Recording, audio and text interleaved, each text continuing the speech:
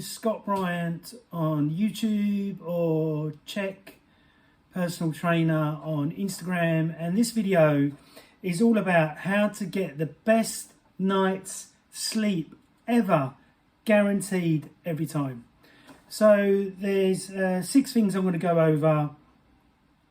1 is bedroom hygiene, 2 is sleep time, 3 is stress, 4 is food, 5 is supplementation, and 6 TVs, iPhones, noise and light. So it's really important that if you're trying to get a great night's sleep, that you must make sure your bedroom hygiene is superb. And what I mean by this is you can't have a messy bedroom with loads of stuff everywhere, a wardrobe breaking, or you haven't painted your bedroom yet, or you got rubbish on the floor, clothes on the floor, your bed's unmade. All this will affect the way that you sleep because you'll be stressing out about it every time you see it. So it's really important to have a clean, tidy, aired bedroom. The next top tip is the sleep time. So a lot of people get this wrong, of where they go clubbing at the weekend or pubbing at the weekend, and then they'll stay up till 2-3 o'clock in the morning, and then they'll go back to their normal routine in the week, and then wonder why their sleep is not improving or it's not getting better. So you must make sure, if you're going to go to bed at say 10:30, you need to make sure that you wake up at 6 o'clock at the weekend, on the weekends, as well as in the week. As soon as you go away from this, you'll find that your sleep pattern will be all over the place, and you'll be wondering why you're feeling sleepy at 10 o'clock when you're in the pub, and waking up at 6 in the morning, or going to bed at 3 in the morning and waking up at 6 in the morning and feeling really tired, needing to have a lay-in.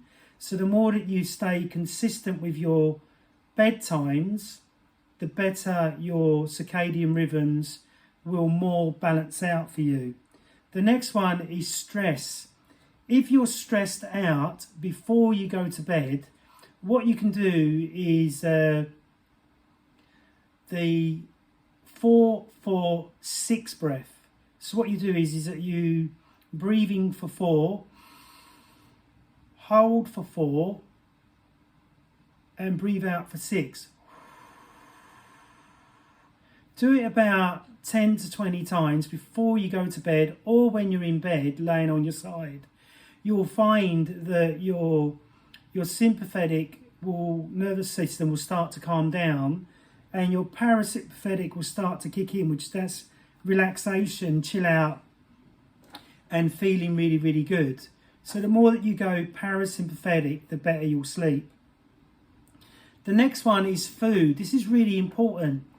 If you have blood sugar issues because you've got fungus and parasites and stuff like that, you may find that you wake up at different times and then feel tired in the day at different times. So you may feel tired at 3 o'clock. So you can have a nap, but if you nap for longer than 15 minutes, the Chinese have been doing this for years. If you nap for too long, then it will affect your sleep cycle.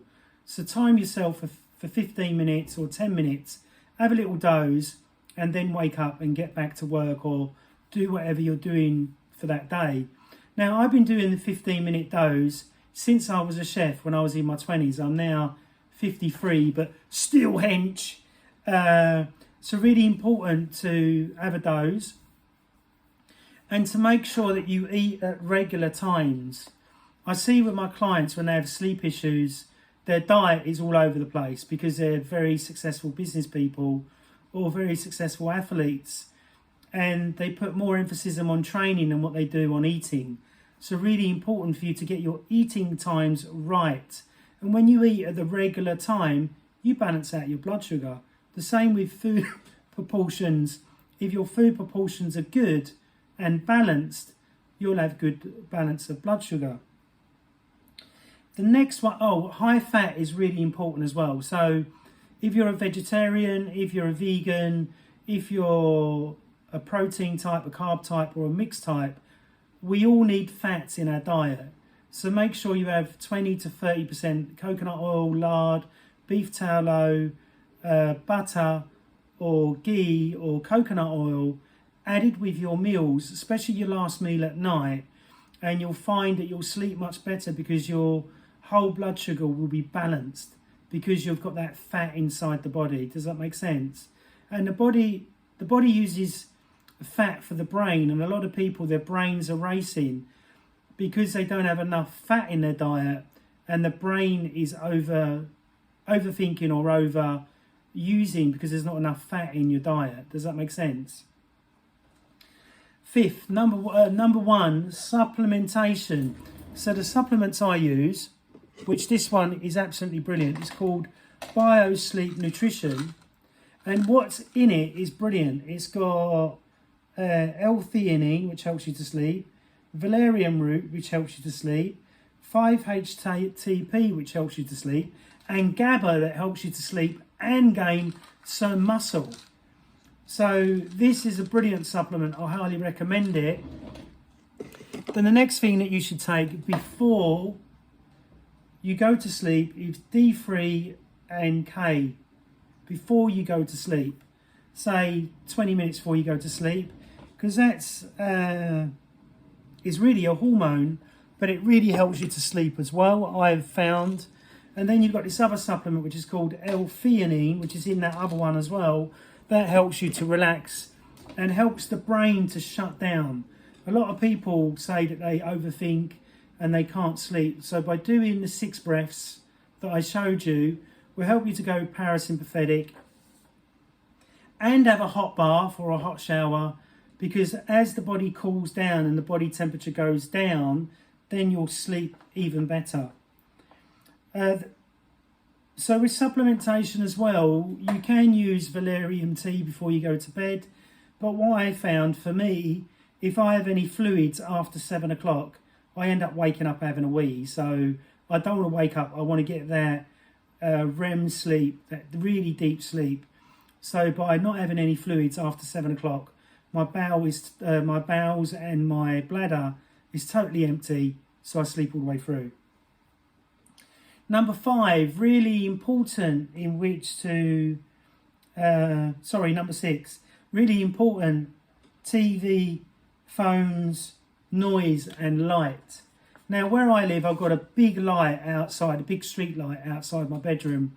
So I've had to black out my window where there's no light coming in whatsoever. So when I go into my bedroom, sometimes I fall into things because I go in there in the dark and I forget to turn on the light. But really important to have no light coming through the bottom of the door, through the door frame, through the glass bit above the door, or around your windows. You need to block all that light out, so then that way you get a really good deep sleep, and you just feel really refreshed in the morning because you've got no light coming into the room. Now when it comes to noise, I have foxes running around here, and the birds normally are asleep at night, but you've got foxes, cats and dogs in where I live. Well, I can't really do anything about the foxes, but normally I drop off to sleep and I don't hear anything, unless it's a high pitched noise. Does that make sense? And then with your then with your TVs and your mobile phones and stuff like that, don't have a TV in the bedroom because you'll be tempted to watch it when you're in bed. Don't have an iPad in your bedroom, which I had for a while, which now I've taken it out because I get go on the iPad when I shouldn't. So I've taken it out, so I won't do that. And then your iPhone, I always have mine in my living room and the alarm's on, but I turn it on to silence. Because I feel if anybody needs to call me, they can call me in the morning or leave a message.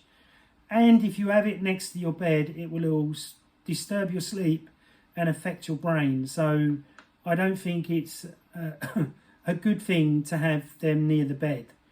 The same as with bedside lighting. If you've got a plug next to your bed, this may affect your sleep as well. So I've got a light next to my bed, but it's always switched off. I never switch it on. But my bed, I've pulled it more away from the light. I can reach out to turn it on, but I pulled it right away so it's nowhere near my head or near where I'm sleeping. Does that make sense? So I hope this will help you get a great night's sleep. So make sure you get to bed on the same time and sleep at the same time every single night. Make sure that you eat some fat so your blood sugar doesn't crash and wake you up. Do some deep breathing, meditation and gratitude before you go to sleep at night. Make sure there's no electronics or anything that may disturb your sleep that's electric. I've got a humidifier in my bedroom, but I always turn it off at night time. So anything electric, turn it off. Make sure your bedroom is clean, tidy and a joyful place to be in to get ready for bed. Another tip is get really expensive sheets and blankets and pillows, because when you're laying in them and you're feeling really rich because you're sleeping in like £200 sheets, and they're much better on the skin, especially if they're organic and got no pesticides or chemicals or other things that may disturb your sleep. You can get an earthing mat. The earthing mat can be really beneficial for sleep as well. So I hope you've enjoyed this video. Please subscribe, please share, please like, and please comment down below. Thanks very much. Bye-bye.